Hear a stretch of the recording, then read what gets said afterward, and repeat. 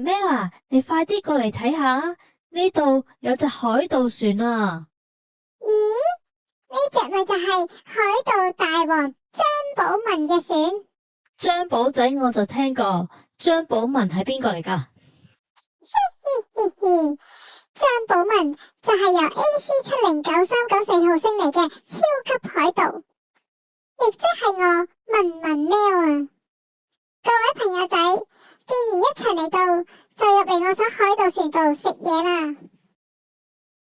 大家睇下呢隻海盜船入邊幾靚，船艙入邊仲布滿晒我張寶文當年去世界各地做海盜嘅收藏品添啊！係咪靚到好似一座海上皇宮咁呢？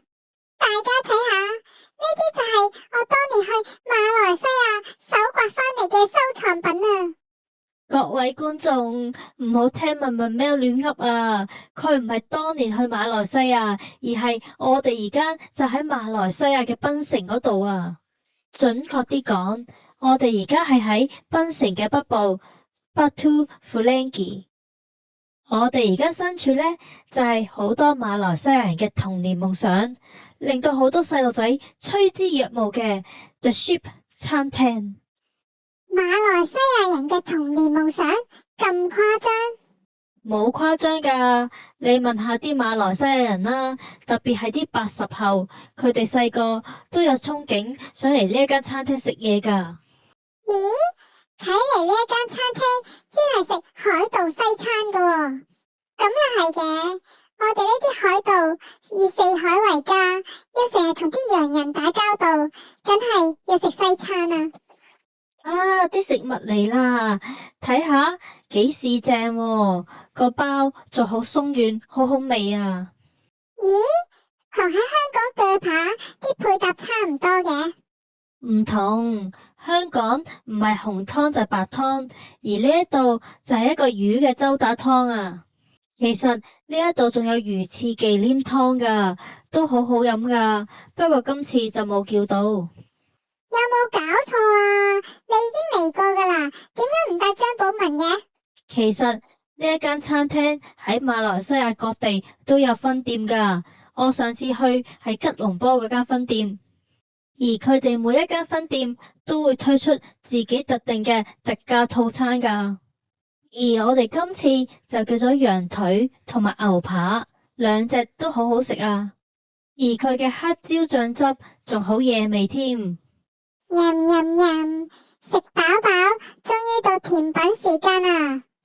咦，相比之下，佢個甜品好似有啲簡陋咁喎。我哋做海盜嘅，成日要虛耗體力，梗係要食啲勁啲嘅甜品噶啦。呢一隻香蕉船就最啱我文文喵食噶啦。張寶文啊，食飽之後就快啲飲翻杯茶啦，跟住我哋就要帶大家出去 Batu Fulengi 度行下噶。咁又係啊，我哋頭先食咗咁多嘢，梗係要運動下啦。如果唔係，四號喵你個肚腩就會越嚟越大噶啦。喂呀，畫公仔唔使畫出腸噶。其實啲朋友仔見到我咁刷得，都心領神會啦。聽講呢一度嘅海灘好靚，吸引咗好多遊客慕名而來噶。唔單止啊，聽講呢一度仲有夜市可以行噶，而且行到最尾仲有一間好靚嘅酒店，入邊有啲好靚嘅游泳池噶。我哋快啲帶大家觀眾去睇下啦！各位朋友仔，如果覺得頭先嗰間海盜船餐廳好靚呢，就記得俾個 like 我哋條片啊！而未訂閱嘅朋友仔，希望你可以訂閱同埋撳埋個鐘仔啦。係啊，我張寶文另外仲有個文文唱歌台噶，歡迎大家入去點歌同埋玩噶。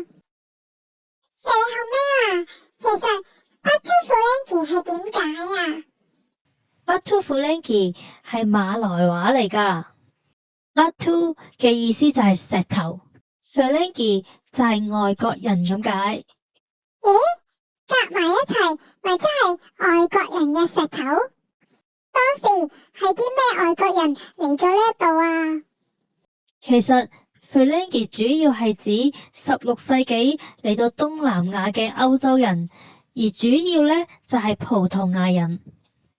喺1511年嘅時候，葡萄牙人已經嚟到馬來西亞呢度，仲攻佔咗馬六甲添。而佢哋呢，亦都會派出啲船隊喺馬來半島附近兜嚟兜去。而 Batu Ferringhi 呢度水清沙幼，又有陽光與海灘，啲葡萄牙人就最中意曬太陽噶啦，見到呢度直頭心心眼啦，所以佢哋就成日停靠喺呢度休憩。而當地嘅馬來人見到呢一片海岸成日都充滿住外國人，就稱呢度為外國人嘅石頭。久而久之就約定俗成， Batu Ferringhi 就變咗呢度嘅官方名稱啦。呢個海灘咁靚，一定吸引咗好多俊男美女嚟噶啦。唔知呢一度有冇啲愛情故事嘅呢？等我問下 AI 先。嘟嘟嘟嘟嘟嘟，我已經問過 AI 啦。原來 Batu Ferringhi 附近係有一個戀人島礁噶，嗰度仲發生過一單好似羅密歐與朱麗葉嘅淒美禁忌愛情故事噶。哇，又淒美又禁忌，快啲講嚟聽下。話說喺16世紀嘅時候，一個葡萄牙水手嚟到 Batu Ferringhi 嘅海灘度，識咗一個好靚嘅馬來女仔，佢哋兩個仲墮入愛河添。咦，真係有俊男美女喎，咁佢哋咪好開心咯。但係嗰個女仔唔係一般嘅平民嚟噶，佢係一個嚟自當地蘇丹家族嘅一位公主，而當時葡萄牙人係被視為入侵者，所以公主嘅屋企人係好反對佢哋來往噶，仲話要拆散佢哋添啊！但係啱啱熱戀嘅情侶，佢哋嘅大腦會分泌出好多荷爾蒙，例如多巴胺、催產素，仲有腦內啡添。所以一對熱戀中嘅情侶愛得難分難解，又點可以分得開佢哋啊？咁佢哋真係去咗私奔啊？係啊，佢哋偷偷地瞞住屋企人去咗戀人島礁嗰度過二人世界啊！咦，咁曳嘅。不過好景不常，佢哋嘅行蹤好快就被發現啦。公主嘅屋企人就派出士兵去追捕佢哋添啊！啲士兵唔係真係捉走咗公主咁殘忍啊嘛？正當啲士兵就快上到個島去捉佢哋嘅時候，突然間一場大嘅暴風雨就嚟到侵襲呢個島啦。成座戀人島礁都籠罩咗喺狂風巨浪之中，啲士兵完全束手無策。直至到等咗好耐好耐，暴風雨平息之後，啲士兵終於可以上去個島。我哋上咗個島之後，發覺到啲乜嘢啊？班士兵上到個島之後，真係愕晒然啊！因為公主同埋個葡萄牙水手兩個都消失得無影無蹤。佢哋兩個唔會係俾啲巨浪捲咗落海啊嘛？公主同埋葡萄牙水手嘅下落就永遠成為咗一個謎啦。不過自此之後，啲人就將呢個島礁改名為戀人島礁。仲有傳說話，如果一對戀人一齊上去戀人島礁度誠心許願，佢哋嘅愛情就會得到庇佑噶啦。咁我文文喵就一定要帶埋豹貓王子一齊上去戀人島礁嗰度，一齊誠心許願，希望 AC 星早日統治地球。不過一啲心懷不軌嘅喵，特別係嗰啲想侵略地球嘅喵，上到去戀人島礁就會遭遇不幸噶啦。會遭遇啲咩不幸啊？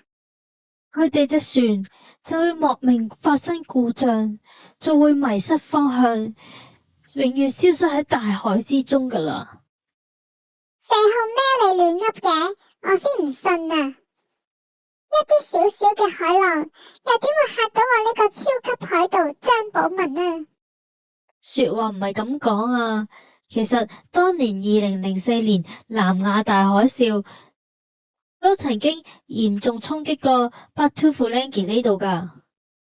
當時海灘上好多遊客都走避不及，造成有52人遇難啊！而 Batu Ferringhi 呢度係全個馬來西亞災情最嚴重嘅地方添啊！原來大海係可以咁恐怖㗎，咁我文文喵唔再做海盜啦。乜你話變就變㗎？講開又講啦，我哋嘅朋友仔人生去到東平洲嗰度，居然發掘到我海盜大王張寶文嘅洞穴，亦即係張寶文洞啊！我會將人生輕條片嘅連結放喺留言區嗰度，大家亦都去睇下張寶文洞係點樣啊！咦，文文喵啊，我哋就嚟去到嗰間好靚嘅酒店啦，就係呢間香格里拉旗下嘅 Golden Sand Resort， 咪即係金沙大酒店。哇！個大堂睇落去真係好豪華，好氣派啊！估唔到四號喵今晚咁抌本啊！文文喵啊，唔好淨係掛住望個 lobby 啦，出邊啲泳池仲靚啊，成個水上樂園咁噶。哇！呢間酒店真係好抌本啊！呢度掛滿晒燈籠，真係好有氣氛啊！係咧，真係好似過緊元宵佳節咁咧。我覺得似過中秋多啲咯。